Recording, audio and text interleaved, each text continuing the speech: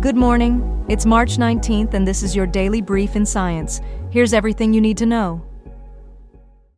A landmark in secure communication has been recognized with the ACM-AM Turing Award. Charles Bennett and Gilles Brassard received this honor for developing the BB84 quantum cryptography protocol, a foundational advance in secure quantum communication, with the prize carrying a $1 million purse funded by Google. This marks the first time the Turing Award acknowledges work at the intersection of quantum physics and computing, awarding two scientists who bridged theory and practical cryptography. Quantum information research has influenced broader physics, including insights into black holes, showing the field's interdisciplinary reach. Looking ahead, the award points to fault-tolerant quantum computing, new quantum algorithms, and long-distance quantum communication via satellites and repeaters as major directions. The impact extends to industry and government, emphasizing strengthened public key cryptography against quantum threats and the pursuit of quantum-resistant approaches. The article frames quantum information science as a bridge between physics and computer science, noting moves toward a quantum internet and long-distance quantum communication. Bennett and Brassard reframed quantum phenomena from a challenge into a powerful tool, shaping later ideas in quantum computing and teleportation. Quantum teleportation and quantum cryptography are highlighted as pivotal concepts guiding the move toward a quantum information era. IBM notes Bennett's lasting influence on quantum computing, including quantum-centric architectures and plans for scalable machines like quantum Starling, aimed around 2029. Their work extended from cryptography to quantum teleportation and entanglement distillation, foundational for quantum networks and the envisioned quantum internet.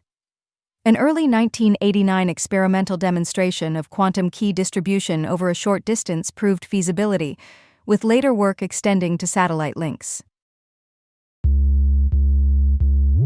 Researchers from MIT and Georgia Tech have created the first three-dimensional model of mosquito flight based on visual and chemical cues. The study identifies three distinct flight patterns: a quick flyby with visual cues alone, back-and-forth double takes with chemical cues alone, and an orbiting path when both cues are present. In controlled experiments with Aedes aegypti, scientists tracked more than 53 million data points and over 477,000 flight paths using a black visual cue and carbon dioxide as chemical cues. A key finding is that the multi-sensory response is not simply additive. The combination of cues yields an orbiting trajectory that cannot be predicted by single cue paths alone. The goal is to translate these movement insights into practical pest control solutions by calibrating traps to engage mosquitoes longer and improve capture rates. The study has public health implications, informing smarter trap design and contributing to data-driven, three-dimensional mosquito behavior modeling. The model could be extended to include heat, humidity, and odors, enabling multi-sensory trap designs that improve capture rates, with future inputs like heat and humidity used to predict trajectories and optimize trap configurations. Funding came from NSF, Schmidt Sciences, the NDSEG Fellowship, and the MIT MathWorks Professorship Fund, with collaborators across MIT, Georgia Tech, UC Riverside, and related partnerships. An interactive app was released to let users visualize and adjust cues, observe simulated trajectories in real time, and explore trap configurations. The work emphasizes calibrated multisensory traps to keep mosquitoes engaged longer, supporting broader efforts against diseases such as malaria, dengue, and West Nile virus. Data were gathered from 20 experiments, yielding over 53 million data points and more than 477,000 flight paths, from which a simple yet accurate dynamical model emerged. The three patterns are flyby with visual cues, double takes with chemical cues, and orbiting when both cues are present, followed by landing.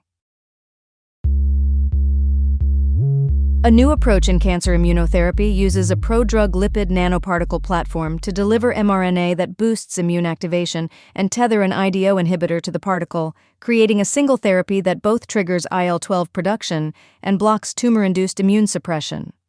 The goal is broad applicability to solid tumors, and ongoing work aims to expand immune signals beyond IL-12 while improving systemic tumor targeting for clinical translation. Delivering two therapeutic functions in one particle proved more effective than mixing them separately, underscoring the value of the dual-function design. The study, conducted at the University of Pennsylvania with support from Burroughs Wellcome Fund, NSF, ACS, NIH, and other grants, involved a large team of collaborators. Published in Nature Nanotechnology on March 18, 2026, the preclinical study used mouse models and cancer cell lines, and notes a related patent application filed by the lead researchers. In preclinical models, intratumoral delivery yielded strong anti-tumor effects with minimal toxicity, while intravenous delivery produced tumor suppression with inflammatory and liver stress markers, highlighting the need to optimize systemic delivery. The therapy showed systemic immune effects beyond the treated tumor, including regression of distant tumors and evidence of durable immune memory that reduced recurrence in colon cancer models. Specifically, intratumoral PLNP treatment in colon cancer models arrested or nearly eliminated tumors within about a month and protected against recurrence, with systemic immune activation observed. The research points toward a potentially universal immunotherapy strategy for solid tumors, addressing tumor heterogeneity and immune evasion without requiring tumor marker identification.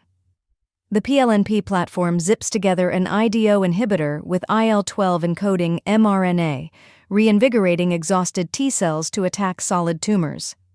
Researchers are pursuing patent applications and planning long-term studies to assess safety, dosing, and efficacy across cancer types as work advances toward clinical development. Delivery route matters. Intratumoral administration shows strong efficacy with minimal toxicity, whereas intravenous delivery yields systemic immune effects but with inflammatory side effects, guiding future optimization for safety and targeting. A new oral therapy for plaque psoriasis could shift how the condition is treated. The FDA has approved icotrokinra, sold as Ecotide, as the first oral IL-3 receptor blocking therapy for adults and for children 12 and older weighing at least 40 kilograms who are candidates for systemic or phototherapy. Industry and clinical experts say Icotide's once-daily pill form offers a convenient alternative with a favorable safety profile and potential for skin clearance, moving beyond topical cycling toward systemic options. Johnson & Johnson notes Icotide was developed in partnership with Protagonist Therapeutics. Pricing and availability details were not disclosed by J&J in response to inquiries. The development fits into broader health news coverage that includes dermatology and health outlet commentary, with Wall Street analysts seeing blockbuster potential and some estimates above $8 billion in peak annual sales, while J&J projects over $5 billion across indications. The current psoriasis treatment landscape typically starts with topical therapies and may move to injectables or systemic treatments, with cost and convenience heavily influencing decisions. Common side effects include headache, nausea, cough, fungal infection, and fatigue. Serious infections are a risk due to immune modulation, with tuberculosis surveillance advised during and after treatment. Accessibility and convenience are ongoing considerations driving Icotide's uptake in clinical practice. In head-to-head trials, Icotide achieved about 70% IGA 0/1 clearance and 55% PAS I-90 by week 16, with adverse events similar to placebo through week 16 and no new safety signals by week 52. Icotide is positioned as a convenient alternative to injectables like Skyrizi and Tremfya, with analysts forecasting rapid uptake and notable market share potential. The story is corroborated by multiple sources, including J&J releases, Reuters, and the American Journal of Managed Care. A buried river delta lies beneath the surface of Jezero crater on Mars, detected by Perseverance using ground-penetrating radar. The findings reveal a subsurface delta system that extends deeper than previously explored and could be as thick as 90 meters, formed by multiple deposition and erosion events.